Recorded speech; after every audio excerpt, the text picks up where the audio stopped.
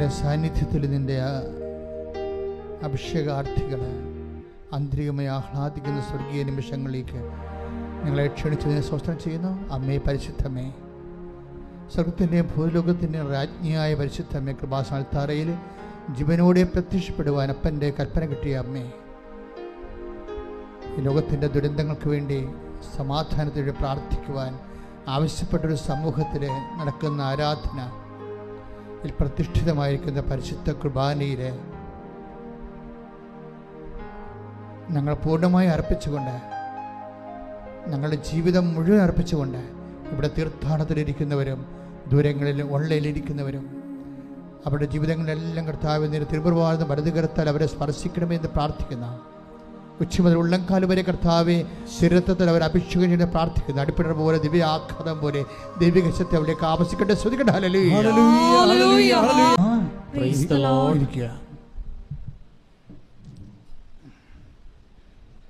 എൻ്റെ പ്രിയപ്പെട്ടവരെ,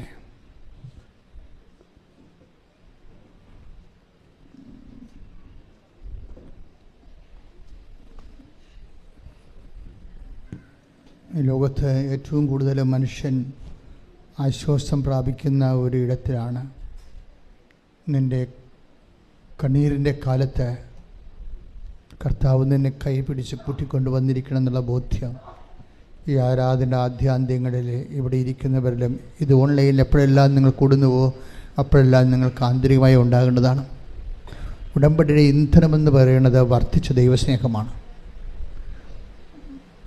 ഉടമ്പടിയുടെ ഇന്ധനം നിങ്ങളുടെ വസ്തുവിനെക്കുറിച്ചുള്ള വിഷയത്തെക്കുറിച്ചുള്ള സ്നേഹമല്ല, അതൊരു നനഞ്ഞ പടക്കം പോലെ ആയിരിക്കും.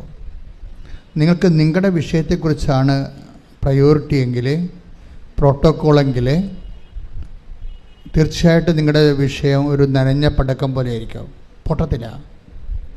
ഉടമ്പടിയുടെ ഇന്ധനമെന്ന് പറയുന്നത് ദൈവസ്നേഹമാണ്. ദൈവസ്നേഹം രണ്ടായിട്ട് മനുഷ്യരെ തിരിക്കും, സ്വജാതിയിരുന്നും വിജാതിയിരുന്നും. സുവിശേഷത്തിൽ നല്ല ജാതിയുണ്ട്, പക്ഷെ നിങ്ങൾ പറയുന്ന സമുദായ ജാതിയൊന്നുമല്ല, ദൈവത്തിൻ്റെ ജാതിയും ലോകത്തിൻ്റെ ജാതിയും. മനസ്സിലായില്ലേ? ലോകത്തിൻ്റെ ജാതി എന്ന് പറഞ്ഞ് ലോകത്തിൻ്റെ രണ്ട് തരം ജാതിയുണ്ട് സുവിശേഷത്തിൽ. അത് നമ്മൾ പറയുന്ന സമുദായത്തിൻ്റെ ജാതിയല്ല, പിന്നെന്താണ്? ദൈവത്തിൻ്റെ ജാതിയും പിന്നെന്താണ്? ലോകത്തിൻ്റെ ജാതിയും. ഇതിലെവിടെയാണ് നിങ്ങളെന്ന് തീരുമാനിച്ചാൽ മതി. ലോകത്തിൻ്റെ ജാതിയിലാണ് നിങ്ങളെങ്കിൽ നിങ്ങളുടെ വിഷയത്തിന് മാത്രം പ്രാധാന്യം കൊടുത്തുകൊണ്ട് ആയില്ലല്ലോ ഓഫ് ലെറ്റർ വന്നില്ലല്ലോ, വസ്തു വിൽക്കാൻ ആൾ വന്നില്ലല്ലോ, മക്കളെ കെട്ടിയില്ലല്ലോ, അവർക്ക് കുഞ്ഞുണ്ടായില്ലല്ലോ, ഇങ്ങനെ പറഞ്ഞുകൊണ്ട് അപരാധപ്പെട്ടുകൊണ്ടിരിക്കുന്ന ലോകത്തിൻ്റെ ജാതി. ദൈവത്തിൻ്റെ ജാതി എന്ന് പറഞ്ഞാൽ സ്വർഗത്തിന് വേണ്ടി ജീവിക്കവരെ, ഉടമ്പടി സത്യസന്ധമായിട്ട് ചെയ്യുന്നവർ ദൈവമായിട്ടൊരു പ്രത്യേക റിലേഷനിലേക്ക് വരും. ദാറ്റ് മീൻസ് ഒരു സ്വകാര്യ റിലേഷൻസ്. നമുക്ക് ഇപ്പം നമ്മുടെ അമ്മയോട് നമുക്ക് എന്നാ വേണമെങ്കിലും പറയാമല്ലോ, എന്നാൽ ചുടുവെള്ളി തരം വേണമെങ്കിലും പറയാം, അല്ലേ? ആ ഒരു ബന്ധത്തിലേക്ക് വരും. ആർക്കാണ് മുതൽ മുടക്കാൻ കഴിയുന്നത്? ഈ വിജാതീയ സ്വജാതീയ പക്ഷങ്ങൾ ക്രിസ്തു ഉണ്ടാക്കിയതാണ്. ആരാണ് വിജാതിരെന്ന് ആരാണ് സ്വജാതിരെന്ന് ക്രിസ്തു പറയുന്നുണ്ട്. മത്തായി ശ്രീഹാട് സുവിശേഷം 5:47 എടുത്ത്, സഹോദരങ്ങളെ മാത്രമേ നിങ്ങൾ അഭിവാദനം ചെയ്യുന്നുള്ളൂവെങ്കിൽ വിശേഷവിധിയായി എന്താണ് നിങ്ങൾ ചെയ്യുന്നത്? ഒന്ന് പറഞ്ഞേ, സഹോദരങ്ങളെ മാത്രമേ നിങ്ങൾ അഭിവാദനം ചെയ്യുന്നുള്ളൂവെങ്കിൽ വിശേഷവിധിയായി നിങ്ങൾ എന്താണ് ചെയ്യുന്നത്? അപ്പൊ ദൈവം ചോദിക്കുന്ന ഒരു ക്വസ്റ്റ്യൻ ഇത്രയേ ഉള്ളൂ.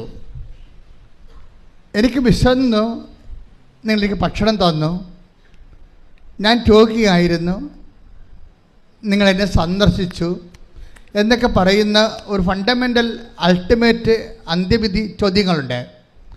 ആ ചോദ്യങ്ങളുടെ എല്ലാം ബേസായിട്ടൊരു മദർ ക്വസ്റ്റ്യൻ ഉണ്ട്. ആ മദർ ക്വസ്റ്റ്യൻ എന്താണ്? എവഞ്ചലി, അതായത് ബൈബിൾ ഉയർത്തുന്ന ഒരു മദർ ക്വസ്റ്റ്യൻ ഉണ്ട്. എന്താണത്? വിശേഷവിധിയായി പറഞ്ഞേ, വിശേഷവിധിയായി നിങ്ങൾ എന്താണ് ചെയ്യുന്നത്? എപ്പോഴും ഇൻട്രോസ്പെക്ട് ചെയ്യേണ്ട ഒരു സാധനമാണ്. നമ്മുടെ ഉള്ളിൽ ചോദിക്കേണ്ടത് വിശേഷവിധിയായി നിങ്ങൾ എന്താണ് ചെയ്യുന്നത്? ഉടമ്പടിയുടെ ഒരു വിഷയം അതായത് ശ്രുതിക്കട്ടെ ഹല്ലേലൂയ. ഹല്ലേലൂയ, ഹല്ലേലൂയ. യേശുവേ, മരിയൻ ഉടമ്പടിയിലൂടെ പരിശുദ്ധ അമ്മയുമായി ഒരു ആത്മബന്ധം സ്ഥാപിക്കുവാൻ ഈ ആരാധനയിലൂടെ ഞങ്ങളെ അഭിഷേകം ചെയ്യണമേ. പരിശുദ്ധ പരമദിവ്യകാരുണ്യത്തിന് ആരാധനയും സ്തുതിയും പുകഴ്ചയും ഉണ്ടായിരിക്കട്ടെ. പരിശുദ്ധ പരമദിവ്യകാരുണ്യത്തിന് ആരാധനയും സ്തുതിയും പുകഴ്ചയും നമ്മൾ ഇതിനോട് ചേർത്ത് വെക്കേണ്ട വചനമാണ്. അതായത് അതിൻ്റെ താഴെ തന്നെ പറഞ്ഞിട്ടുണ്ട്, ഇപ്പം വിശേഷ വിദ്യയായി നിങ്ങൾ എന്താണ് ചെയ്യുന്നത് എന്ന് ചോദിച്ചിട്ട് എന്നാ പറയണത്? വിജാതീയരും അങ്ങനെ തന്നെ take the word of God, വിജാതീയരും അത് തന്നെ ചെയ്യുന്നില്ലേ? അതാണ് പ്രശ്നം. അപ്പം ആരാണ് വിജാതീയര്? അതായത് വിശേഷ വിദ്യയായി ആരെല്ലാം ചെയ്യുന്നില്ല അവരെല്ലാം വിജാതീയരാണ്. ബൈബിളിൻ്റെ ഒരു ലെവൽ കണ്ടില്ലേ? വിശേഷ വിധിയായി ആരെല്ലാം ചെയ്യുന്നില്ല, പ്രത്യേകിച്ച് നിങ്ങൾ ദൈവത്തെ സ്നേഹിക്കാൻ ആരെല്ലാം കമ്മിറ്റഡ് അല്ല അവരെല്ലാം ബ്രാൻഡഡ് ജെൻഡേഴ്സ്. ഈ ബ്രാൻഡഡ് ജെൻഡേഴ്സ് ആണ് ഉടമ്പടി ഓപ്പൺ ആക്കി കിട്ടാത്തത്. എന്നുവെച്ചാൽ നമ്മൾ വിശേഷ നിങ്ങൾ ദൈവത്തിൻ്റെ മൈൻഡ് സെറ്റ് റീഡ് ചെയ്യണം. എന്താണ്? നമ്മൾ വിശേഷ വിധിയായി ചെയ്യുന്നവരെന്താ ചെയ്യണത്? അവരേക്കാൾ ഉപരി ദൈവത്തെ സ്നേഹിക്കുന്നു. അത് ഞാൻ പറഞ്ഞില്ലേ, സ്നേഹമാണ്, ദൈവസ്നേഹമാണ് ഉടമ്പടിയുടെ ഇന്ധനം. ദൈവസ്നേഹത്തിനെതിരെ നിൽക്കുന്ന വചനം എന്താണ്? ഭയമാണ്. സ്നേഹത്തിലെ ഭയത്തിന് സ്ഥാനമില്ല. Take the word of God, ശ്രുതിക്കട്ടെ ഹല്ലേലൂയ. ഹല്ലേലൂയ, ഹല്ലേലൂയ, ഹല്ലേലൂയ, ഹല്ലേലൂയ. യേശുവേ നന്ദി. ഹല്ലേലൂയ, ഹല്ലേലൂയ, ഹല്ലേലൂയ. ഹല്ലേലൂയ, ഹല്ലേലൂയ, ഹല്ലേലൂയ, ഹല്ലേലൂയ. യേശുവേ നന്ദി. ഹല്ലേലൂയ, ഹല്ലേലൂയ, ഹല്ലേലൂയ. യോഹന്നാൻ 4:18 വായിച്ചോളൂ. സ്നേഹത്തിൽ ഭയത്തിന് ഇടമില്ല. Praise the Lord. സ്നേഹത്തിലെ ഭയത്തിന് ഇടമില്ല. ഈ നിങ്ങൾക്ക് പലപ്പോഴും അബദ്ധം പറ്റിയിരിക്കുന്നത്, നിങ്ങളുടെ സ്നേഹത്തിലൊക്കെ ഭയമുണ്ട്. ആ ഒരു താലന്ത് കൊടുത്തവൻ എന്നാ ചെയ്ത് കൊണ്ടുപോയി കുഴിച്ചിട്ടിട്ട് take the word of God, ശ്രുതിക്കട്ടെ ഹല്ലേലൂയ. എന്തുകൊണ്ടാണ് അവൻ കുഴിച്ചിട്ടിരിക്കണം എന്ന് നോക്കിക്കേ, ശ്രുതിക്കട്ടെ ഹല്ലേലൂയ. ഹല്ലേലൂയ, ഹല്ലേലൂയ, ഹല്ലേലൂയ, ഹല്ലേലൂയ, ഹല്ലേലൂയ. യേശുവേ സ്തുതി. Hallelujah, hallelujah. പരമദിവ്യകാരുണ്യത്തിന് ആരാധനയും സ്തുതിയും പുകഴ്ചയും ഉണ്ടായിരിക്കട്ടെ. പരിശുദ്ധ പരമദിവ്യകാരുണ്യത്തിന് ആരാധനയും സ്തുതിയും പുകഴ്ചയും ഉണ്ടായിരിക്കട്ടെ. വായിച്ചോളൂ. മത്തായി 25, 24, 25 തിരുവചനങ്ങൾ. മത്തായി 25, 24 വായിച്ചോളൂ. ഒരു താലന്ത് കിട്ടിയവൻ വന്നു പറഞ്ഞു. പറഞ്ഞേ, ഒരു താലന്ത് കിട്ടിയവൻ വന്ന് പറഞ്ഞു. ഒരു താലന്ത് കിട്ടിയവൻ വന്ന് പറഞ്ഞു, യജമാനനെ, നീ വിതയ്ക്കാത്തിടത്ത് നിന്ന് കൊയ്യുകയും വിതറാത്തിടത്ത് നിന്ന് ശേഖരിക്കുകയും ചെയ്യുന്ന കഠിന ഹൃദയനാണെന്ന് ഞാൻ മനസ്സിലാക്കി. അതിനാൽ ഞാൻ ഭയപ്പെട്ട് ഞാൻ ഭയപ്പെട്ട്. അവർക്ക് സംഭവിച്ചത് എന്താണ്? ഭയമാണ്.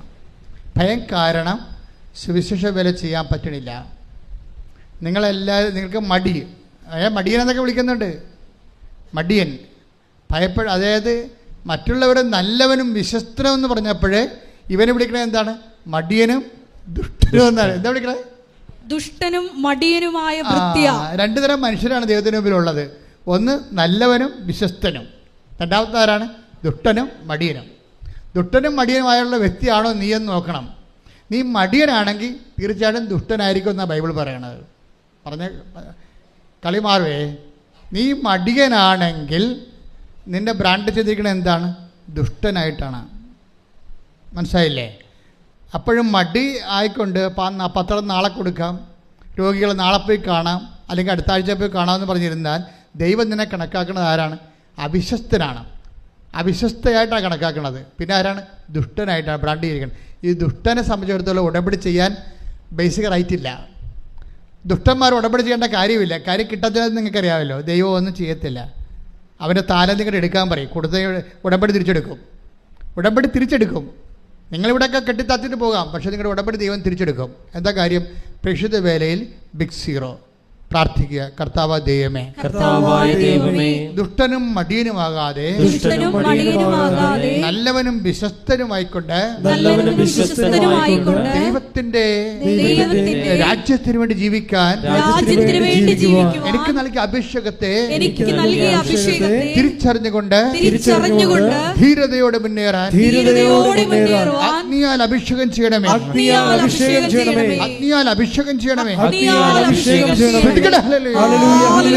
അഗ്നിയാൽ അഭിഷേകം ദൈവസ്നേഹത്താൽ ജ്വലിച്ച് ഇതുപോലെ ഇറങ്ങണമേ. ശ്രദ്ധിക്കട്ടെ. ഹല്ലേലൂയ.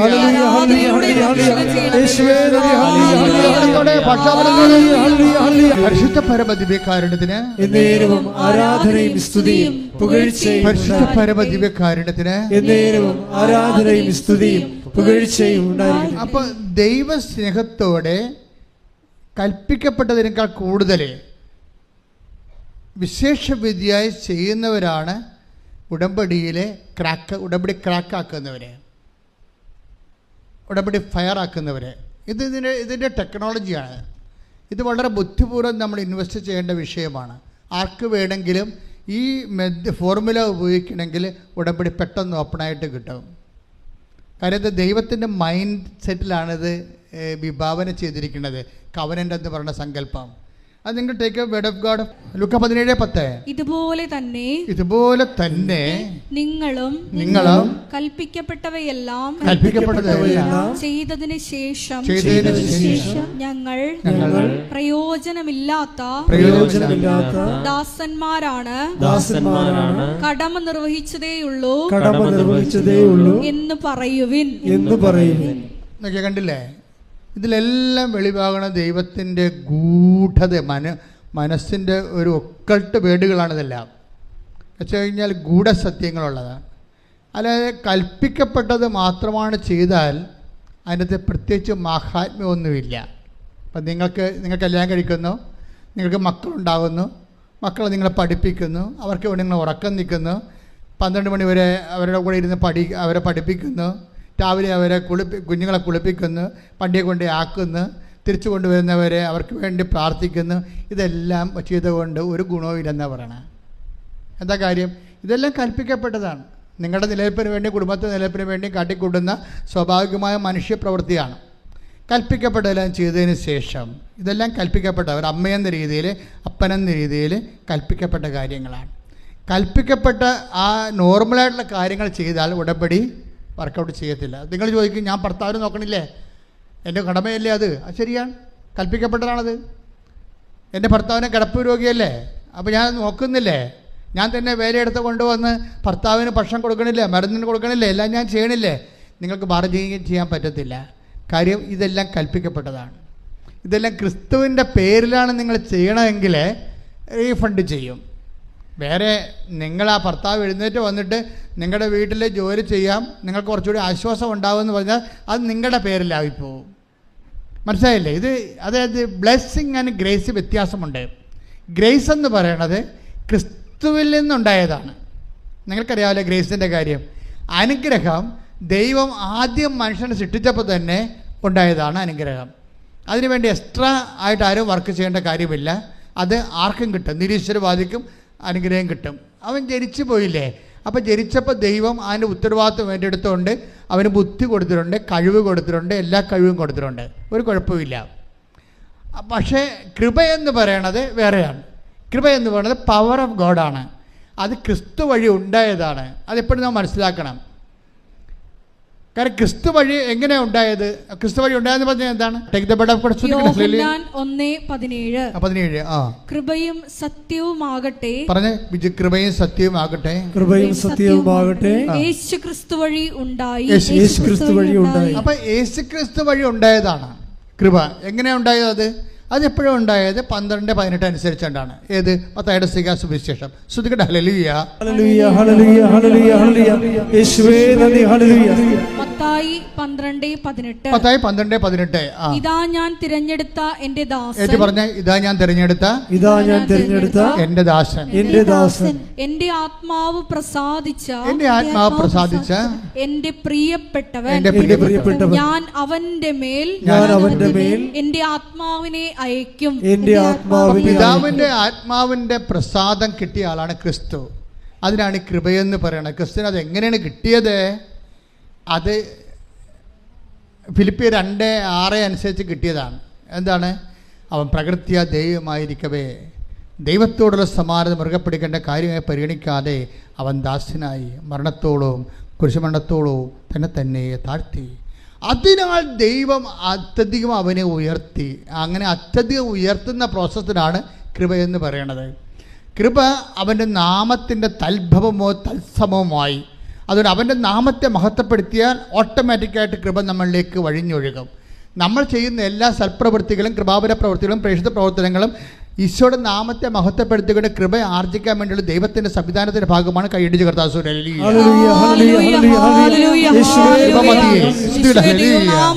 പ്രവർത്തനങ്ങളിലൂടെ കൃപ കരയേറ്റുവാൻ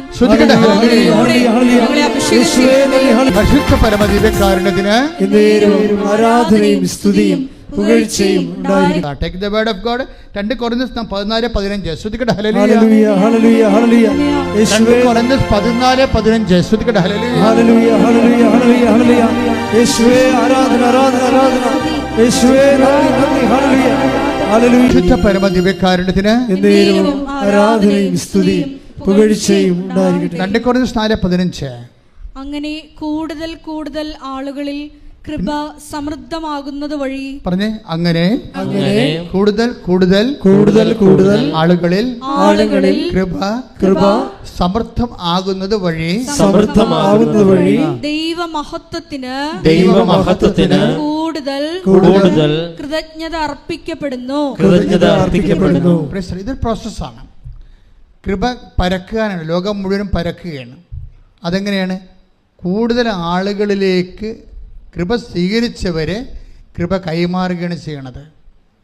കൃപ സ്വീകരിച്ചവർ കൃപ കൈമാറുകയാണ് ചെയ്യണമെന്ന് പറയുമ്പോൾ 2 Corinthians 4:15 കൃപ സ്വീകരിച്ചവർ. നിങ്ങളെല്ലാവരും ഉടമ്പടിയിലൂടെ എന്താ ചെയ്യണത്?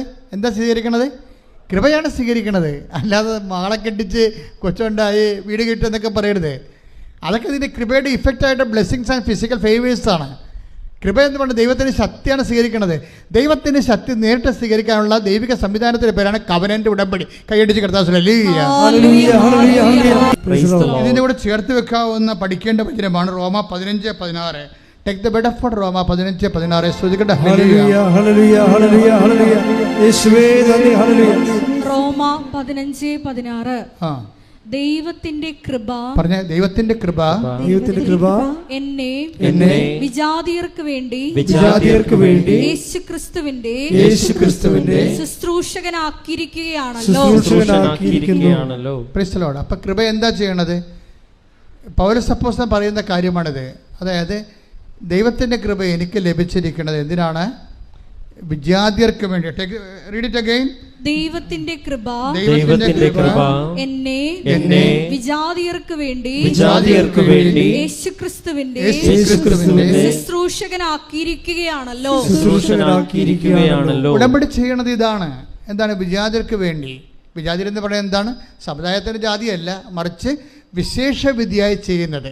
കൽപ്പിക്കപ്പെട്ടതിന് ശേഷം അതിനേക്കാൾ ഉപരി ചെയ്യുന്ന ആൾക്കാരാണ് സ്വജാതികളെന്ന് പറയുന്നത്. സ്വർഗത്തിൻ്റെ ജാതികൾ. സ്വജാതികളെന്ന് പറഞ്ഞാൽ ആരാണ്? സ്വന്തം സമുദായത്തിൻ്റെ ജാതിയല്ല, സ്വർഗത്തിൻ്റെ ജാതികളെ. വിജാതി എന്ന് പറഞ്ഞാൽ ആരാണ്? ലോകത്തിൻ്റെ ജാതികൾ. അവരുടെ കാര്യത്തിന് വേണ്ടി മാത്രം അവർ പ്രാർത്ഥനയെയും ദൈവത്തെ പോലെ ഉപയോഗിക്കുന്നവരാണ്. ഇങ്ങനെ രണ്ടായിട്ട് തിരിക്കുകയാണ്. അപ്പോൾ ഈ വിഷയത്തിൽ നമ്മൾ തീരുമാനമെടുക്കണം. എന്താണ്? ഉടമ്പടിയിലുള്ളവരിൽ നിന്ന് വിശേഷ വിധിയായിട്ടാണ് ദൈവം ഉദ്ദേശിക്കുന്നത്. അപ്പോൾ അതിന് എപ്പോഴും നമ്മൾ പ്രാർത്ഥിക്കണം. കർത്താവേ, നീ തന്ന കൃപ കൈമാറ്റത്തിനാണ്. അത് വിശേഷ വിധിയായി ജനങ്ങളിലേക്ക് നിന്നെ കൈമാറാൻ എന്നെ സഹായിക്കണമേ. പ്രാർത്ഥിച്ചേ. കർത്താവേ, നീ തന്ന കൃപ വിശേഷ കൈമാറ്റത്തിനാണ്. അത് വിശേഷ വിധിയായി മറ്റവരെക്കാൾ ഉപരി കൃപയുടെ ഫലങ്ങൾ പ്രകടിപ്പിച്ചുകൊണ്ട് ധൈര്യത്തോടെ സുവിശേഷത്തിന് ക്രിസ്തുവിന് സാക്ഷ്യമാകുവാൻ എന്നെ സഹായിക്കണമേ. അപ്പോൾ നിങ്ങൾ വിഷയത്തിലേക്ക് തിരിച്ചു വരണം. എന്താ കാര്യം? അതായത് ജ്ഞാനസ്നാനപ്പെടാതെ തന്നെ ഒരാൾക്ക് ക്രിസ്തുവിൻ്റെ സന്ദേശം സ്വീകരിക്കാൻ പറ്റും. അതല്ല ഇപ്പം നമ്മൾ ഉടമ്പടിയിലൂടെ കാണുന്നത്. അതിൽ ഞാൻ ആദ്യമേ ഉടമ്പടി ചെയ്തപ്പോൾ തന്നെ ഈശോ പറഞ്ഞു, this is not converting anybody. ഇതൊന്നും മതപരിവർത്തനത്തിനുള്ളതല്ല, മറിച്ച് എന്താണ്, മനുഷ്യനെ സാന്ത്വനപ്പെടുത്താനും സഹായിക്കാനും ഉള്ളതാണ്. ആരെല്ലാം വേദനപ്പെട്ട് വരുന്നുവോ അവന് ക്രിസ്തുവിൽ പരിഹാരമുണ്ടെന്ന് പറയുന്ന സുവിശേഷം നിന്നോട് ആവശ്യപ്പെടുന്നത് എന്താണ്? വിശേഷവിധിയായി നീ ഇന്നലെ ജീവിച്ച പോലെ നിൻ്റെ വയറ് നിൻ്റെ വായെന്ന് പറഞ്ഞ് ജീവിക്കരുത്, മറിച്ച് മറ്റുള്ളവരെ കൂടി കരുതണം. മറ്റുള്ളവരെ കരുതി ജീവിച്ചാൽ ആ ഉടമ്പടി എപ്പോഴും തീയാകണതും വേഗണതും അങ്ങനെയാണ്, മറ്റുള്ളവരെ കരുതി ജീവിക്കാൻ. അപ്പം നിനക്ക് ഈ അനുഗ്രഹം തന്നാൽ എന്ത് പ്രയോജനമെന്ന് ദൈവം ചിന്തിച്ചാൽ, ദൈവത്തിന് മാർക്കില്ല എന്നുണ്ടെങ്കിൽ നിന്നെ ദൈവം വിജാതിയായിട്ട് കാണും. ചിലപ്പോൾ നീ കത്തോലിക്കയായിരിക്കും, പക്ഷെ ദൈവത്തിൻ്റെ മുമ്പിൽ നീ വിജാതിയാണ്. അവിടെ പ്രശ്നം. ഒരു കത്തോലിക്കയും ക്രിസ്ത്യാനിയും ജീവിതത്തിൽ വിജാതിയരായിട്ട് മാറാൻ സാധ്യതയുണ്ട്. നിങ്ങൾ പറയുന്ന വിജാതിയർ സ്വജാതികളായിട്ട് മാറാനും സാധ്യതയുണ്ട്. കാര്യം എന്താണ്? കയ്യിരിപ്പ് പോലെ ഇരിക്കും കാര്യങ്ങൾ. ശ്രുതികട ഹല്ലേലൂയ.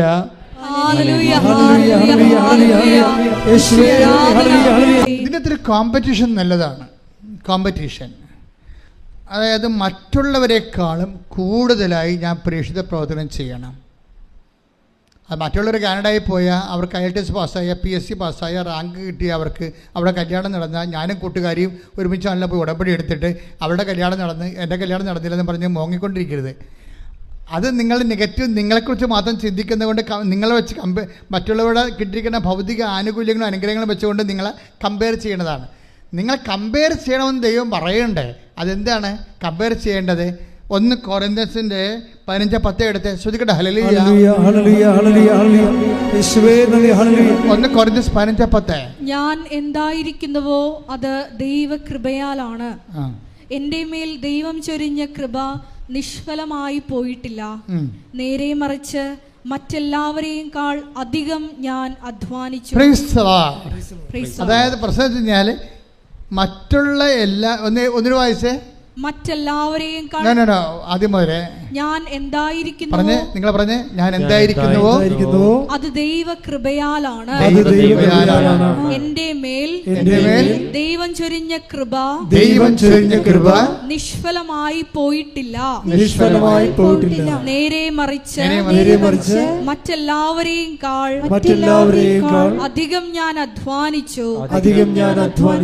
പണിപാളി പെട്രോൾ പോലെയാണെന്നാ പറയണേ. സാധനം ആവിയായി പോകുന്ന കൃപ.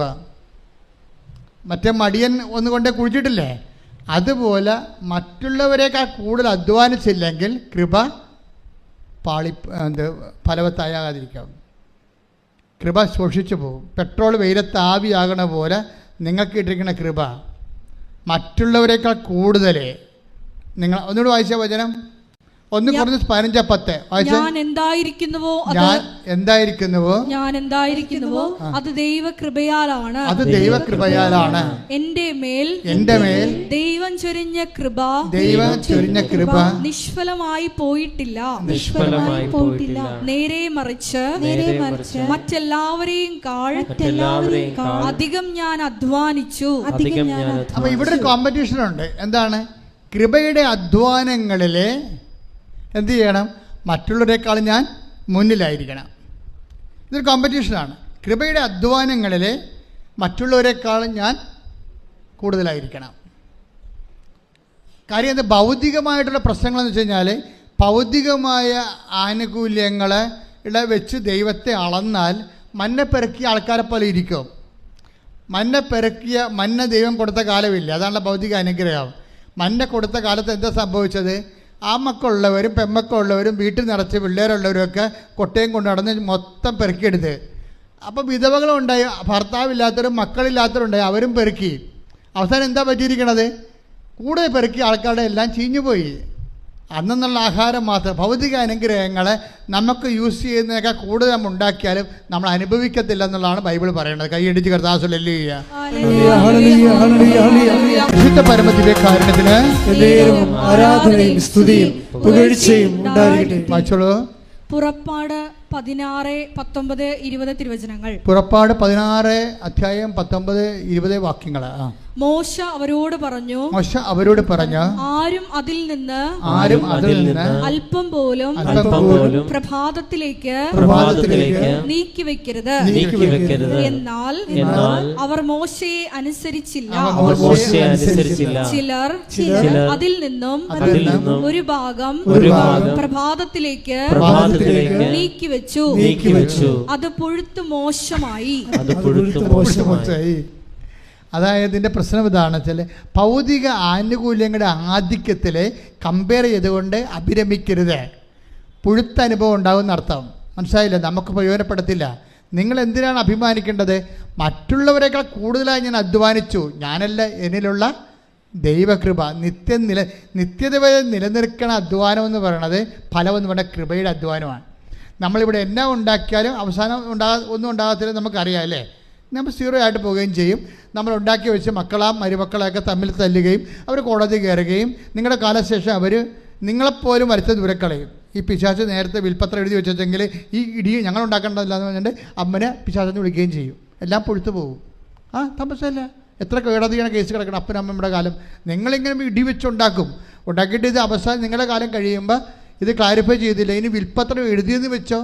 ഇവിടെ എന്തുമാത്രം കേസാണ് വരണത്? അപ്പൻ വിൽപ്പത്രം എഴുതി, അമ്മ വിൽപ്പത്രം എഴുതി എന്ന് പറഞ്ഞുകൊണ്ട് വിൽപ്പത്രത്തിനെതിരെ കേസ് കൊടുത്തിട്ടുണ്ട്. എന്നിട്ട് ഇവർ തമ്മിൽ മിണ്ടാണ്ടിരിക്കുകയാണ്. അപ്പോൾ ഭൂമിയുടെ കാലത്ത്, ആയുസിൻ്റെ കാലത്ത് ഇവരുണ്ടാക്കിയതെല്ലാം ഇപ്പോൾ മക്കൾ തമ്മിൽ തല്ലാനും കോടതി കയറാനും വക്കീൽമാർക്കും ജഡ്ജിമാർക്കും കൊടുക്കാനായില്ലേ? ഇതാണ് വിഷയം. പുഴുത്തു പോയെന്ന് പറഞ്ഞ കാര്യം ഇതാണ്. നിങ്ങൾക്ക് പറഞ്ഞപ്പോൾ ആദ്യം മനസ്സിലായില്ല, പുഴുത്തു പോകും. അതുകൊണ്ട് ദൈവത്തെ മുൻനിർത്തിക്കൊണ്ട്, സ്വർഗത്തിനെ മുൻനിർത്തിക്കൊണ്ട് ജീവിക്കുക. പ്രയോറിറ്റി ആൻഡ് പ്രോട്ടോക്കോൾ അതൊരു പ്രധാനപ്പെട്ട വിഷയമാണ്. നിങ്ങൾ എന്തിനാണ് നിങ്ങളുടെ what is your spiritual protocol? What is your priority? നിങ്ങളുടെ മുൻഗണന എന്തിനാണ്? ഈ മുൻഗണനയിൽ എന്താ പ്രശ്നം വെച്ചാൽ, ദൈവം പറയും ആദ്യം നിങ്ങൾ എന്തിനും മുൻഗണന കൊടുക്കണം? ആ ദൈവരാജ്യത്തിന്. ബാക്കിയുള്ളത് പ്രോട്ടോക്കോൾ എന്താണ്? ഒരു ഹെവൻ, അതായത് കിങ്ഡം ഓഫ് ഹെവൻ്റെ പ്രോട്ടോക്കോൾ ഉണ്ട്. അതിന് നിങ്ങൾക്ക് ഫസ്റ്റ് പ്രയോറിറ്റി കൊടുക്കാൻ ഇടയായ നിങ്ങൾ ശരിയാകും, ഉടമ്പടി ഓക്കെ ആവും. കിങ്ഡം ഓഫ് ഗോഡിൻ്റെ പ്രോട്ടോക്കോള്. ഇപ്പോഴത്തെ പ്രോട്ടോക്കോളിൽ ഞാൻ കുവൈറ്റിൽ ജനിപ്പിച്ചപ്പോൾ ഞാൻ അവരോട് പറഞ്ഞു നിങ്ങളുടെ സെറ്റിങ്സ് തെറ്റിക്കിടക്കുകയാണെന്ന് പറഞ്ഞു. ഞാൻ ഇന്ന് ഓർക്കുന്നുണ്ട്. എന്താ കാര്യം വെച്ച് കഴിഞ്ഞാൽ ഇവിടെ പ്രോട്ടോക്കോൾ തെറ്റിയിരിക്കുകയാണ്. അവർ പലരും ദൈവരാജ്യത്തിന് വേണ്ടിയല്ല ജീവിക്കണം, ലോകരാജ്യത്തിന് വേണ്ടിയാണ്. അതാണ് പ്രശ്നം. മറ്റുള്ളവരെക്കാൾ, അങ്കിളിനേക്കാൾ, ആൻറ്റിയേക്കാൾ, നാട്ടിലുള്ളവരെക്കാൾ, അയൽവാസിയേക്കാൾ ഞാൻ മെച്ചമായിരിക്കണമെന്ന് വിചാരിച്ചുകൊണ്ട് ഞാൻ അതിന് ദൈവത്തെ വരെ ഉടമ്പടി ചെയ്തുകൊണ്ട് വരുതി വരുത്താൻ വേണ്ടിയുള്ള അവസാന അന്ത്യ പോരാട്ടത്തിലെ ജഡിക മനുഷ്യൻ്റെ അഭ്യാസങ്ങൾ ഭയങ്കരമാണ്. അതുകൊണ്ടാണ് പറയുന്നത്, എന്താ പ്രശ്നം വെച്ച് കഴിഞ്ഞാൽ നിങ്ങൾ ആദ്യം ചെയ്യുമ്പോഴേ പ്രോട്ടോക്കോൾ 6:33 പ്രോട്ടോക്കോൾ എന്താണ്? മത്തായി ശ്രീകാട് സുവിശേഷം വായിച്ചോളൂ. നിങ്ങൾ ആദ്യം അവിടുത്തെ രാജ്യവും പറഞ്ഞ് നിങ്ങൾ ആദ്യം അവിടുത്തെ രാജ്യവും അതിന്റെ നീതിയും കുറിച്ച് അന്വേഷിക്കുക. ബാക്കിയുള്ളത് അതായത് എന്താ? ടെമ്പറാലിറ്റീസ്, നമുക്ക് ഭൗതികമായ ആവശ്യങ്ങൾ അതെന്താണ്? അതെല്ലാം ചേർത്ത് നൽകും. അപ്പോൾ നമ്മളെന്താ സംഭവിച്ചിരിക്കുന്നത് വെച്ച് കഴിഞ്ഞാൽ ദൈവം കൊടുക്കുന്ന ഒരു പ്രോട്ടോക്കോളും പ്രയോറിറ്റിയും ഉണ്ട്. പക്ഷേ ജഡിക മനുഷ്യന് ഇത് ബോധ്യപ്പെടത്തില്ല. അതുകൊണ്ട് അവനെപ്പോഴും വയറിൻ്റെ പ്രശ്നത്തിന് പ്രാധാന്യം കൊടുത്തുകൊണ്ടിരിക്കും, ജീവിത പ്രശ്നത്തിന് പ്രാധാന്യം കൊടുത്തുകൊണ്ടിരിക്കും. ജീവിത പ്രശ്നത്തിന് പ്രാധാന്യം കൊടുക്കണമെന്നുണ്ടെങ്കിൽ ഇപ്പോൾ ഈ ദിവസങ്ങളിൽ ഒരു സാക്ഷ്യം ഉണ്ടായിരുന്നു. എന്താണ്? സിനി, പത്തനംതിട്ട ഒരു സാക്ഷ്യമുണ്ട്. സിനിയുടെ കുറേ കാര്യങ്ങളുണ്ട്. പക്ഷേ സിനിയുടെ കാര്യങ്ങളെല്ലാം കർത്താവ് അച്ചിട്ടവർ ചെയ്യും. സിനി ഒരു നോൺ ക്രിസ്ത്യനാണ്, ക്രൈസ്തവയല്ല. സിനി ഭർത്താവും കൂടി ഒന്ന് ഉടമ്പടി ചെയ്തിരിക്കുന്നത്, സാക്ഷ്യം പറഞ്ഞിരിക്കുന്നത് ഒരുമിച്ചാണ്. സിനി എന്താ ചെയ്തിരിക്കണത്? ആദ്യം നിയോഗത്തിൽ വെച്ചിരിക്കണത് എന്താണെന്ന് അറിയാമോ? കർത്താവേ, എന്താ കർത്താവേ, നിത്യതയിൽ എനിക്ക് ഈശോടൊപ്പം ആകാൻ ഇടയാക്കണമേ. ഒന്ന് ചിന്തിച്ച, ഒരു കത്തോലിക്കൻ പോലും വെക്കാത്ത സാധനമാണ്. ഇവിടെ ഒരു പ്രശ്നം, ആരാണ് വിജാതിയർ, ആരാണ് സ്വജാതിയർ നമുക്കറിയത്തില്ല. സിനിയുടെ സാക്ഷി നിങ്ങൾ കേട്ടാൽ മനസ്സിലാകും. ഭർത്താവും ഭാര്യയും കൂടി വന്നാണ് പറയണത്, പത്തനംതിട്ടയെന്ന്. എന്താ പറയുന്നത്? ആദ്യത്തെ ഉടമ്പടിയിലെ ഫസ്റ്റ് നിയോഗം എന്താണ്? കർത്താവേ, നിത്യതയിൽ ഈശോൻ്റെ ഒപ്പം ആകാൻ എന്നെ സഹായിക്കണമേ. അത് കഴിഞ്ഞിട്ടാണ് ബാക്കിയുള്ളത്. പ്രോട്ടോക്കോൾ അതാണ്. അതിനാണ് പ്രയോറിറ്റി എന്ന് പറയണത്. ഇതുപോലെ ഒരു പാരഡൈം ഷിഫ്റ്റ്, ഒരു തലമറിച്ചിൽ ഉണ്ടായിക്കഴിഞ്ഞാൽ തീർച്ചയായിട്ടും എൻ്റെ മക്കളുടെ ഉടമ്പടി കത്തും. പ്രാർത്ഥിക്കുക. കർത്താവായ ദൈവമേ, ഉടമ്പടിയുടെ മുൻഗണനകളെ മുൻഗണനകളെ ദൈവരാജ്യത്തിന്റെ ക്രമപ്രകാരം പുനഃക്രമീകരിക്കുവാൻ എനിക്ക് വിവേചനത്തിന്റെ പരിശുദ്ധാത്മ അഭിഷേകം നൽകണമേ. നഥാനിയേലിനെ കണ്ട കഥ അറിയാമല്ലോ. നഥാനിയേൽ, ഫിലിപ്പോസ് നഥാനിയേലിനെ കണ്ടിട്ട് ഫിലിപ്പോസ് അപ്പോസ്തലൻ നഥാനിയേലിനെ കർത്താവിൻ്റെ അടുത്തേക്ക് വിളിച്ചുകൊണ്ട് വരുമ്പോൾ നഥാനിയേലോട് ഈശോ പറയുന്നൊരു വാക്കുണ്ട്. എന്താ നഥാനിയേലോട് പറയണത്? ഇതാ നിഷ്കപടനായ ഒരു യഥാർത്ഥ ഇസ്രായേൽക്കാരൻ. അതെ, നഥാനിയേലിൻ്റെ ആന്തരിക സത്യങ്ങളെ ഈശോ സ്കാൻ ചെയ്ത് പറയുകയാണ്. തുടങ്ങിയപ്പോൾ തന്നെ ആൾ അടുത്ത് വന്നപ്പോൾ തന്നെ സ്കാനിങ് തുടങ്ങി. ഇതൊരു അപകട മേഖലയാണ്. നീ അടുത്ത് വരുമ്പോൾ തന്നെ നീ ആരാണെന്ന് കർത്താവ് പറഞ്ഞുകൊണ്ടിരിക്കും. കപടനാണെങ്കിൽ കപടനാണെന്ന് പറയും, നിനക്കുടമ്പടി പറ്റത്തില്ലെന്ന് പറയും. നിഷ്കപടനാണെങ്കിൽ അത് ഈശോ ഹൈലൈറ്റ് ചെയ്യും. നാഥാനിൽ അടുത്ത് വന്നപ്പോൾ എന്താ പറയണത്? ഇതാ നിഷ്കപടനായ ഒരു യഥാർത്ഥ ഇസ്രയേലിയൻ. അപ്പോൾ അവിടെയും ഒരു പ്രശ്നമുണ്ട്. യഥാർത്ഥ ഇസ്രയേൽക്കാരുമുണ്ട്, അയാഥാർത്ഥ്യമായ ആൾക്കാരുമുണ്ട്. അപ്പോഴേ നാഥാനിയേൽ ഈശോയോട് ചോദിക്കും, റബ്ബി നീ എന്നെ എങ്ങനെ അറിഞ്ഞു എന്ന് ചോദിക്കും. അപ്പോൾ ഈശോ പറയുന്ന വാക്കുണ്ട്. എന്താണ് പറയണത്? നീ അത്തിവൃക്ഷത്തിൻ്റെ ഫിലിപ്പോസ് നിന്നെ കാണുന്നതിന് മുമ്പ് നീ അത്തിവൃക്ഷത്തിൻ്റെ ചുവട്ടിലായിരുന്നപ്പോൾ ഞാൻ നിന്നെ കണ്ടു. അപ്പോൾ ഫിലിപ്പോസ് നിന്നെ കാണുന്നതിന് മുമ്പ് ഞാൻ നിന്നെ കണ്ടുവെന്നാണ്. ഇത് ചുമ്മാ കളിയല്ല.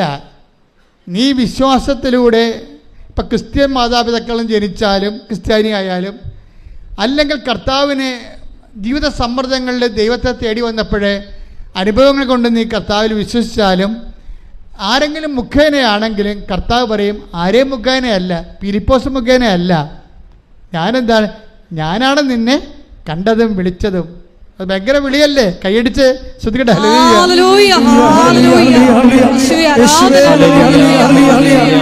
അപ്പോൾ എൻ്റെ മക്കൾ ചിന്തിക്കേണ്ടത് എന്താണ്? ഇപ്പോഴേ നിങ്ങൾ ആരെങ്കിലും വിളിച്ചിട്ടോ കൃപാസനം പത്രം കണ്ടിട്ടോ ആരെങ്കിലും നിങ്ങൾ പറഞ്ഞിട്ടോ സാക്ഷ്യം കേട്ടിട്ടോ ആണ് വന്നതെന്നാണ് നിങ്ങൾ പറയണത്. കർത്താവ് അത് അംഗീകരിക്കണില്ല. ഞാൻ നിന്നെ നേരത്തെ കണ്ടത് കൊണ്ടാണ്, ഞാൻ നിന്നെ അനുഗ്രഹിക്കാൻ തീരുമാനിച്ചത് കൊണ്ടാണ്, നീ സ്നേഹിക്കുന്നതിനേക്കാൾ ഉപരി ഞാൻ നിന്നെ സ്നേഹിച്ചത് കൊണ്ടാണ് നീ കൃപാസനം പത്രം കണ്ടതെന്നാണ് പറയണത്. മനസ്സിലായോ? സാക്ഷ്യം കേട്ടിട്ടാണ് നീ വന്നതെന്ന് പറയരുത്. ഞാൻ നിന്നെ സ്നേഹിച്ചത് കൊണ്ടും എനിക്ക് നീ ഇഷ്ടപ്പെട്ടവളായതുകൊണ്ടും ഇഷ്ടപ്പെട്ടവനായതുകൊണ്ടുമാണ് നീ സാക്ഷ്യം കേട്ടത്. പക്ഷെ മനസ്സിലായില്ലേ? അപ്പോൾ ആദ്യം ആരാണ് സ്നേഹിച്ചത്? ദൈവമാണ്. അതാണ് യോഹന്നാൻ പറയണത്, പ്രിയപ്പെട്ടവരെ നിങ്ങൾ ദൈവത്തെ സ്നേഹിച്ചിട്ട് വേണം ശ്രദ്ധിക്കട്ടെ. ഹല്ലേലൂയ, ഹല്ലേലൂയ, ഹല്ലേലൂയ, ഹല്ലേലൂയ. യേശുവേ നന്ദി. ഹല്ലേലൂയ. 1 യോഹന്നാൻ 4:19. 1 യോഹന്നാൻ 4:19. ആദ്യം അവിടുന്ന് നമ്മെ സ്നേഹിച്ചു. പറഞ്ഞേ, ആദ്യം അവിടുന്ന് നമ്മെ സ്നേഹിച്ചു. അതിനാൽ നാമും അവിടുത്തെ സ്നേഹിക്കുന്നു. ക്ലിയർ അല്ലേ? ആദ്യം നീ കൃപാസനം പത്രമല്ല കണ്ടത്, ആദ്യം നീ സാക്ഷ്യമല്ല കേട്ടത്, ആദ്യം നീ നിൻ്റെ അമ്മയോ ആൻറ്റിയോ കൂട്ടുകാരിയോ നിന്നോട് പറഞ്ഞതല്ല. ആദ്യം ചെയ്തത് നിങ്ങൾ ആരും ഇവിടെ ഭൗതികമായ ഏജൻറ്റുമാരാരുമല്ല. പിന്നെ ആരാണ്? കർത്താവായ ദൈവം നിന്നെ സ്നേഹിക്കുന്നു, കണ്ടെത്തിയിരിക്കുന്നു, വിളിച്ചിരിക്കുന്നു, വിശുദ്ധീകരിച്ചിരിക്കുന്നു, ശക്തീകരിച്ചിരിക്കുന്നു, കൈ സാക്ഷിയാക്കുന്നു. ശ്രദ്ധിക്കട്ടെ. യോഹന്നാൻ 1:50. യേശു പറഞ്ഞു അത്തിമരത്തിന്റെ ചുവട്ടിൽ നിന്നെ കണ്ടു എന്നു ഞാൻ പറഞ്ഞതുകൊണ്ട് നീ എന്നിൽ വിശ്വസിക്കുന്നു അല്ലേ? എന്നാൽ ഇതിനേക്കാൾ വലിയ കാര്യങ്ങൾ നീ കാണും. മനുഷ്യന്റെ ഒരു പോക്കുതരം കണ്ടില്ലേ? ഇതാണ്. അതായത് ഈ മനുഷ്യൻ, ഈ നഥാനിയേൽ എന്ന് പറഞ്ഞ ആള് ദൈവത്തിൽ വിശ്വസിക്കുന്നത് എന്താണ്? അത്തിമരത്തിൻ്റെ ചുവട്ടിൽ, അതാണ് യോഹന്നാൻ 1:50. അത്തിമരത്തിൻ്റെ ചുവട്ടിൽ ഞാൻ നിന്നെ കണ്ടു എന്ന് പറഞ്ഞത് കൊണ്ട് നീ എന്നെ വിശ്വസിക്കുന്നു. പക്ഷെ എന്താ പ്രശ്നം? അങ്ങനെ ഞാൻ പറഞ്ഞിട്ട്, ഞാൻ ഇനീഷ്യേറ്റീവ് എടുത്തിട്ടല്ല നീ വിശ്വസിക്കേണ്ടതെന്നാണ് പറയണത്. മനസ്സിലായില്ല? പ്രോട്ടോക്കോൾ അല്ല, അതല്ല അതിൻ്റെ പ്രയോറിറ്റി എന്ന് പറയണത്. നീ ഇനിഷ്യേറ്റീവ് എടുക്കണമെന്ന്. മനസ്സിലായില്ലേ? നിങ്ങൾ പറയുമല്ല ഉടമ്പടി ഞാൻ ചെയ്യാം, എന്തെങ്കിലും ഒരു അടയാളം കിട്ടട്ടെ. ഇതാണ് പ്രശ്നം. പല ആൾക്കാരും പണി മേടിക്കണം അങ്ങനെയാണ്. അതായത് അവർക്ക് ഞാൻ പത്രം കൊടുക്കാവേ, ഞാൻ ഉപവസിക്കാവേ, ഞാൻ രോഗികളെ പോയി കാണാവേ, ഞാൻ ആശുപത്രിയിൽ പോകാവേ എന്ന് എന്താണ്, എന്തെങ്കിലും ഒരു അടയാളം കാണട്ടെ. ജപ്തി നടപടിക്കാരൻ ഇപ്പോഴേ എന്നെ തന്തക്ക വിളിക്കുകയാണല്ലോ, അതിന് മാറ്റമൊന്നും ഇല്ലല്ലോ. അപ്പോൾ അതുകൊണ്ട് നീ അടയാളം കാണാത്ത കാരണം നീ ഉടമ്പടിയിൽ, ഇതിനാണ് ദുഷ്ടൻ, മടിയൻ, ഹിപ്പോക്രാറ്റ്സ്, അവിശ്വസ്തൻ എന്നൊക്കെ പറയണത്. അത് ദൈവത്തെ പരീക്ഷിക്കാൻ വേണ്ടി ആദ്യം അടയാളം കാണിക്കാൻ പറയും. കല്ലുകൾ അപ്പമാക്കാൻ വേണ്ടി ഒരുത്തൻ പറഞ്ഞില്ലേ, ആരാണ്? പിശാച്. അതാ പ്രശ്നം.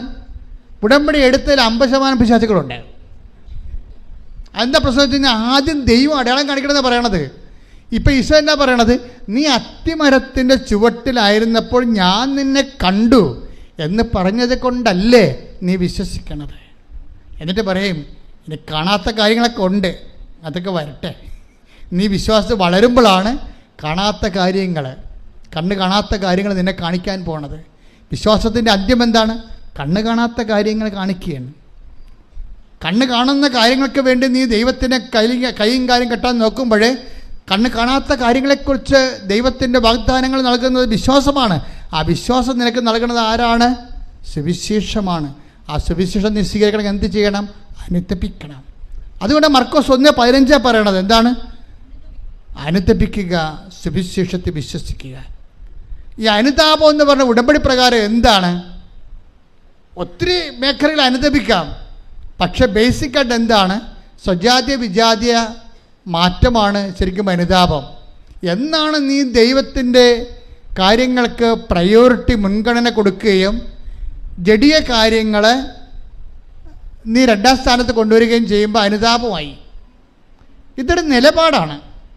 അനുതാപം എന്ന് പറയുന്നത് കുറച്ച് മോങ്ങിക്കറിഞ്ഞ് കുമ്പസാരിച്ചിട്ട് പാപക്ഷമ മേടിക്കണം മാത്രമല്ല, അതൊരു ജീവിത നിലപാടാണ്. എന്ന് നീ ദൈവത്തിന് 1ാം സ്ഥാനം കൊടുക്കുന്നുവോ അപ്പോൾ അനുതാപമായി. നിനക്ക് 2ാം സ്ഥാനം വരുന്നുവോ അപ്പോൾ അനുതാപമായി. ഉടമ്പടി നിയോഗങ്ങൾക്കാണ് നീ 1ാം സ്ഥാനം കൊടുക്കണമെങ്കിൽ നീ രാജ്യത്തിൻ്റെ സന്തതികളാണ്. ഉടമ്പടിയുടെ നിബന്ധനകൾക്കാണ് നീ 1ാം സ്ഥാനം കൊടുക്കണമെങ്കിൽ നീ സ്വർഗരാജ്യത്തിൻ്റെ സന്തതിയാണ്. ഏതിനാണ് നീ പ്രാധാന്യം കൊടുക്കണമെന്ന് നീ തീരുമാനിച്ച് വിവേചനത്തിലേക്ക് വരുമ്പോഴേ ഉടമ്പടിയുടെ നിബന്ധനകൾക്ക് 1ാം സ്ഥാനം കൊടുത്താൽ, നിയോഗങ്ങൾക്ക് 2ാം സ്ഥാനവും നിബന്ധനകൾക്ക് 1ാം സ്ഥാനവും കൊടുത്താൽ നീ അനുതപിച്ചിരിക്കുന്ന അർത്ഥം. അതാണ് നീ സുവിശേഷത്തെ വിശ്വസിച്ചിരിക്കണമെന്ന് അർത്ഥം. മനസ്സിലായില്ലേ? അതാണ് മർക്കോസിൻ്റെ 1:15. ഇനി നീ ഇതുപോലെ നിൻ്റെ ജീവിതത്തെക്കാൾ ഉപരി ദൈവത്തിനും ദൈവത്തിൻ്റെ വചനങ്ങൾക്കും അതനുസരിച്ചുള്ള ജീവിത പുനഃക്രമീകരണക്കും നീ 1ാം സ്ഥാനം കൊടുത്ത് ജീവിതത്തിൽ ക്രിസ്തുവിനെ സ്വീകരിച്ചു കഴിഞ്ഞാൽ അടുത്ത നടപടി എന്താണ്? നിങ്ങൾ ലോകം മുഴുവനും പോകണം. 16:15 മർക്കോസ്. എന്താണ്? നിങ്ങൾ ലോകം മുഴുവനും പോകണം. എന്ത് ചെയ്യണം? എല്ലാ സൃഷ്ടികളോടും നീ സ്വീകരിച്ച കൃപ കൈമാറണം. മനസ്സിലായില്ലേ? സുവിശേഷം സ്വീകരിച്ചാൽ മാത്രം പോരാ. അപ്പോൾ മർക്കോസിൻ്റെ സുവിശേഷം വളരെ ഇടിപെട്ട് സുവിശേഷമാണ്. കാര്യം തുടങ്ങുന്ന സുവിശേഷത്തിലാണ്. അനുതപിക്കുക, സുവിശേഷത്തിൽ വിശ്വസിക്കുക. മർക്കോസ് അവസാനിപ്പിക്കുന്ന 16:15 എന്താ പറയണത്? ലോകം മുഴുവൻ പോവുക, സുവിശേഷം കൈമാറുക. എന്ന് വെച്ചാൽ ബൈബിളിലെ വിജാതിയർക്ക് സുവിശേഷം കൈമാറുക എന്ന് വെച്ചാൽ പൗലോസ് പറയും കൃപയുടെ കൈമാറ്റമാണെന്ന് പറയും. സുവിശേഷത്തിന് കൃപ എന്നൊരർത്ഥമുണ്ട്. നമ്മൾ കൃപ കൈമാറുമ്പോൾ മറ്റു മനുഷ്യരുടെ ആവശ്യങ്ങളെ ക്രിസ്തുവിനെ മുൻനിർത്തിക്കൊണ്ട് പ്രയോറിറ്റി കൊടുത്തു കഴിയുമ്പോൾ, മുൻഗണന കൊടുത്തു കഴിയുമ്പോൾ കൃപയുടെ കൈമാറ്റമാണ്. ദാറ്റ് മീൻസ് സുവിശേഷം ആയവർക്ക് മാത്രമേ സുവിശേഷം ഏകാൻ പറ്റത്തുള്ളൂ. എന്തിന് ഞാൻ ഉടമ്പടി എടുക്കണം നിന്നോട് നീ ഉടമ്പടി എടുക്കണം എന്ന് ചോദിച്ചാൽ നിനക്ക് ഒത്തിരി ഉത്തരവുമുള്ളൂ കൃപയുടെ കൈമാറ്റത്തിന്. കൈയടിച്ച് കർത്താവ് ഹല്ലേലൂയ.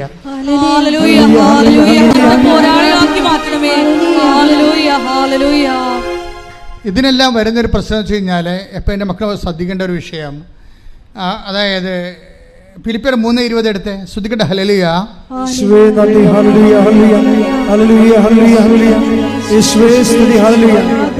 ഫിലിപ്പി 3:20. ഫിലിപ്പിയർ 3:20. ഭൗമികമായത് മാത്രം എന്ന് പറഞ്ഞ് ഭൗമികമായത് മാത്രം അവർ ചിന്തിക്കുന്നു. എന്നാൽ നമ്മുടെ പൗരത്വം സ്വർഗത്തിലാണ്. അപ്പൊ രണ്ട് പൗരത്വമുണ്ട്, മനസ്സിലായില്ലേ? പൗരത്വം എ ഗ്രേഡ് ഉണ്ട്, പൗരത്വം ബി ഗ്രേഡ് ഉണ്ട്. ഇതിൽ ഏത് പൗരത്വമാണ് നീ സ്വീകരിച്ചിരിക്കണമെന്ന പ്രശ്നം. അതായത് നിൻ്റെ കാര്യം, നിൻ്റെ വീട്, നിൻ്റെ വയറ്, നിൻ്റെ വീട്ടുകാരൻ, നിൻ്റെ നാട്ടുകാരൻ, നിൻ്റെ സ്വന്തം, നിൻ്റെ ആവശ്യം എന്ന് പറയുന്നത് ലോകപൗരത്വമാണ്, ഭൗമിക പൗരത്വമാണ്. ഈ ഭൗമിക പൗരത്വത്തിന് വേണ്ടി ക്രിസ്തു ലോകത്തിലേക്ക് വരേണ്ട ഒരു കാര്യവുമില്ല. നീ നിൻ്റെ ജീവിതത്തെ മാത്രം പ്രാധാന്യം കൊടുത്താൽ അതിൻ്റെ അർത്ഥം നീ ക്രിസ്തുവിനെ മാറ്റി നിർത്തിക്കൊണ്ട് ജീവിതത്തെ വ്യാഖ്യാനിക്കുന്നുവെന്നാണ് അതിൻ്റെ അർത്ഥം. അത് മീൻസ് രണ്ടാം പൗരത്വത്തിനാണ് നീ പ്രാധാന്യം കൊടുക്കുന്നത്. രണ്ടാം പൗരത്വം. ഒന്നാം പൗരത്വം എന്ന് പറഞ്ഞാൽ എന്താണ്? വിശ്വാസിയുടെ ഒന്നാം പൗരത്വം എന്താണ്? ഫിലിപ്പിയർ 3:20. അതെന്താണ്? നമ്മുടെ പൗരത്വം സ്വർഗത്തിലാണ്. അപ്പം ഈ സ്വർഗീയ പൗരത്വത്തിന് വേണ്ടി നമ്മൾ എന്ത് വേണമെങ്കിലും ഇൻവെസ്റ്റ് ചെയ്യും, എന്ത് വേണമെങ്കിലും. ഇപ്പം നമ്മൾ ക്ഷമിക്കും, സഹിക്കും, അതുപോലെ തന്നെ വിട്ടുകൊടുക്കും, വേണ്ട കളയെന്ന് വെക്കും, കള പോട്ടെ എന്ന് പറയും. ആരോടും പരിഭവത്തിനോ പരാതിക്കോ തർക്കത്തിനോ ഒന്നും പോകത്തില്ല. എന്താ കാര്യം? നമ്മുടെ പൗരത്വം സ്വർഗത്തിലാണ്, നിത്യതയാണ് നമ്മൾ ലക്ഷ്യം വെച്ചിരിക്കുന്നത്. അപ്പോൾ ഉടമ്പടിയിൽ എപ്പോഴും ഇതുപോലൊരു പ്രയോറിറ്റി വേണം. എന്താണ്? നിത്യത ഉന്നം വെച്ചുകൊണ്ട് മുൻഗണന കൊടുത്തുകൊണ്ടും ഉടമ്പടിയെ സമീപിച്ചാൽ ടൈം ഷോർട്ടറിങ് നടക്കും, നോട്ട് ബൈ മെറിറ്റ് നടക്കും, പ്രസൻസ് ഉണ്ടാകും. കാര്യം നിങ്ങൾക്കറിയാമല്ലോ, നിത്യത ആഗ്രഹിക്കാത്ത ഒരു മനുഷ്യൻ്റെ കൂടെ ദൈവം എന്തിനാണ് സാന്നിധ്യം നടക്കണത്? ഒരാവശ്യമില്ല. പക്ഷെ നിത്യതയിൽ ദൈവത്തിൻ്റെ കൂടെ നീ ഉണ്ടായിരിക്കാൻ വേണ്ടി നീ അധ്വാനിക്കുകയാണെങ്കിൽ ദൈവം ഭൂമിയിൽ സ്വർഗം സൃഷ്ടിച്ചുകൊണ്ട് തൻ്റെ സാന്നിധ്യം നിൻ്റെ കൂടെയാക്കും. ഉടമ്പടി ഏറ്റവും വലിയ വാഗ്ദാനം എന്താണ്? I will be with you wherever you go. നീ എവിടെ പോയാലും ഞാൻ നിൻ്റെ കൂടെ ഉണ്ടാകും. അപ്പോൾ ഓരോ ഉടമ്പടി പോലെ ഇതുപോലെ കൃത്യമായിട്ട് ദൈവസാന്നിധ്യം ജീവിതത്തിൻ്റെ വ്യത്യസ്തമായ വിചിത്രമായ അപൂർവ മണ്ഡലങ്ങളിൽ പോലും സംരഭ്യമാക്കുന്ന ഒരു സംവിധാനം ഇന്ന് വരെ ആധ്യാത്മിക ഒരു ലോകത്തുമില്ല. അതുകൊണ്ട് തന്നെ ദൈവത്തിലെ ഉടമ്പടി എടുക്കുന്നവരെ ദൈവത്തിൻ്റെ സാന്നിധ്യത്തിന് അവകാശികളാകുന്നു, അർഹരാകുന്നു. ഈ ഒരു നടപടിക്രമങ്ങളിലൂടെ പുരോഗമിച്ചുകൊണ്ട് നീ മുന്തിയ നിലവാരമുള്ള സ്വർഗരാജ്യത്തിൻ്റെ പ്രജയായി മാറാൻ കർത്താവ് നിന്നെ അഭിഷേകം ചെയ്യട്ടെ. ശ്രദ്ധിക്കട്ടെ.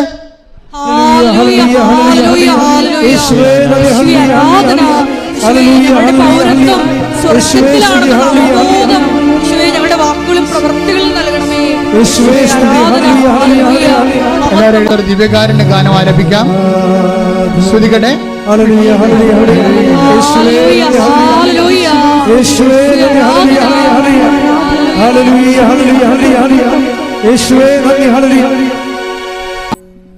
കർത്താവ് വളരെ പ്രസാദിച്ച് നിൽക്കുന്ന ദൈവിക നിമിഷമാണ്. നിങ്ങൾ തന്നെ ഒത്തിരി പേര് തീരുമാനമെടുത്തിട്ടുണ്ട്, ഇനി ദൈവത്തിന് വേണ്ടി ജീവിക്കാം. അപ്പോൾ ദൈവം എനിക്ക് വേണ്ടി ജീവിച്ചോളാം. നമുക്ക് യേശുക്രിസ്തുവിന് നൽകിയവൻ അവനോടുകൂടി സമസ്തവും നമുക്ക് നൽകിയില്ലേ എന്ന് പറയുന്ന ആ ദൈവിക സ്നേഹത്തെ തൊടുകയാണ് ജീവിത സാക്ഷ്യങ്ങളിലൂടെ നമ്മൾ ചെയ്യുന്നത്. കർത്താവേ, ഞങ്ങളെ അഭിഷേകം ചെയ്യണമെന്ന് പ്രാർത്ഥിക്കുന്നു. ഞങ്ങൾക്ക് പരിമിതികളുണ്ട് കർത്താവേ, ഞങ്ങളത് തിരിച്ചറിയുന്നുണ്ട്. എങ്കിലും കർത്താവേ, നിനക്ക് വേണ്ടി ജീവിക്കാൻ നിൻ്റെ കൈയും കാലുമായി എൻ്റെ കൈയും കാലുകളെ മാറ്റിക്കൊണ്ട് ഇനിയുള്ള ശേഷിച്ച കാലങ്ങളിൽ നിൻ്റെ നാമത്തെ മഹത്വപ്പെടുത്തിക്കൊണ്ട് കർത്താവേ, കൃപയ്ക്ക് മേൽ കൃപ ലോകത്തിൻ്റെ മുഴുവൻ ഭാഗങ്ങളിലേക്കും കൃപയുടെ കൈമാറ്റത്തിൻ്റെ ആളായ്മയായി മാറാൻ എന്നെ അഭിഷേകം ചെയ്യണമേ. സ്തുതിക്കട്ടെ.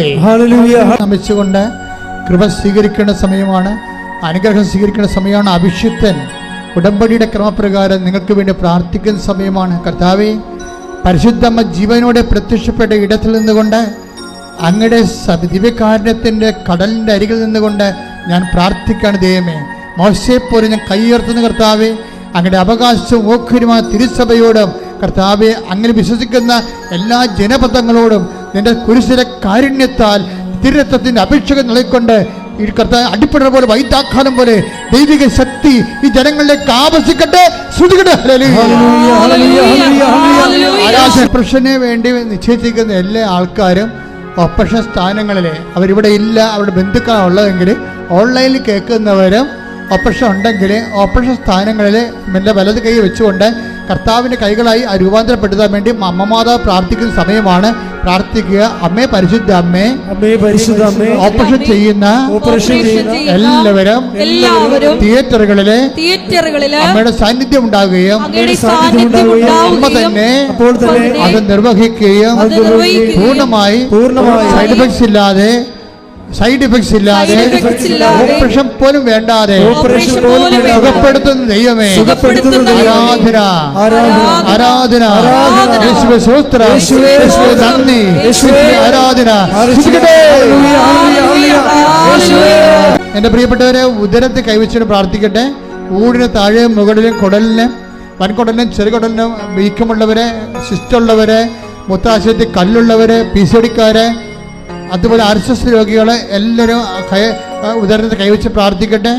ശ്വാസകോശ രോഗികളെ നെഞ്ചി കൈവച്ച് പ്രാർത്ഥിക്കട്ടെ. ഉച്ച മുതൽ ഉള്ളംകാല് വരെ ആന്തരിക അവയവങ്ങൾക്ക് രോഗം പറ്റുന്നവരെ ശിരസിൽ കവിച്ച് പ്രാർത്ഥിക്കട്ടെ. അതിശക്തമായി സ്തുതിക്കട്ടെ. മാതാവിൻ്റെ മധ്യസ്ഥ യേശുവിൻ്റെ നാമത്തിൽ സ്തുതിക്കട്ടെ. കർത്താവിന് ശക്തി വെക്കട്ടെ. ഈശോ അങ്ങയുടെ വിശുദ്ധ പൗരോഹിത്യത്തെ മഹത്വപ്പെടുത്തണമേ. കർത്താവെ, സഭയിലുള്ള സാന്നിധ്യം പ്രകടമാക്കണമേ. അമ്മേ, പരിശുദ്ധ അമ്മ, ദേവമാതാവെ, എല്ലാ മക്കൾക്ക് വേണ്ടി മധ്യസ്ഥം പ്രാർത്ഥിക്കണം.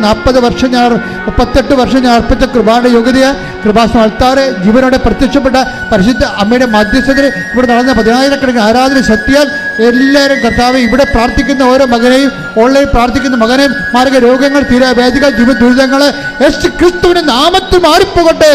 ശ്രദ്ധിക്കട്ടെ. അരക്കെട്ടിന്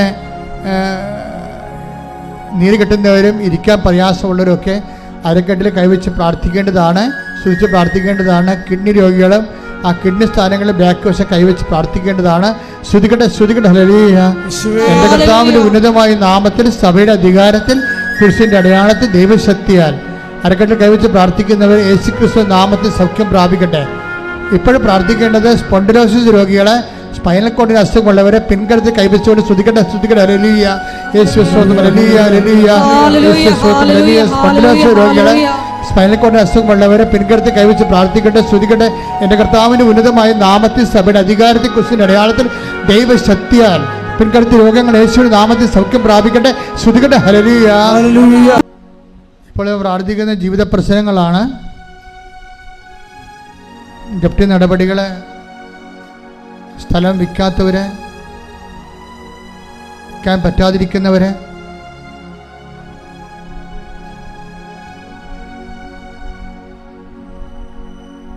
പരീക്ഷ എഴുതിയിട്ട് റിസൾട്ടിനായിട്ട് പ്രതീക്ഷിക്കുന്നവരെ, പരീക്ഷ എഴുതാൻ പോകുന്നവരെ, മക്കൾ ഇല്ലാത്തവരെ, പ്രഗ്നൻസിയിലെ തകരാറുകളുള്ളവരെ, ഗർഭസ്ഥ ശിശുവിന് തകരാറുണ്ടെന്ന് സ്കാനിങ്ങിൽ റിപ്പോർട്ടുള്ളവരെ,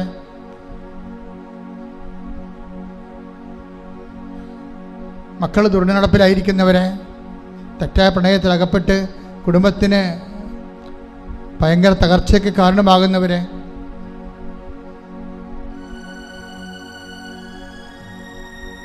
കുടുംബ തകർച്ചയുള്ള മാതാപിതാക്കന്മാർ, ഭാര്യാഭർത്താക്കന്മാർ,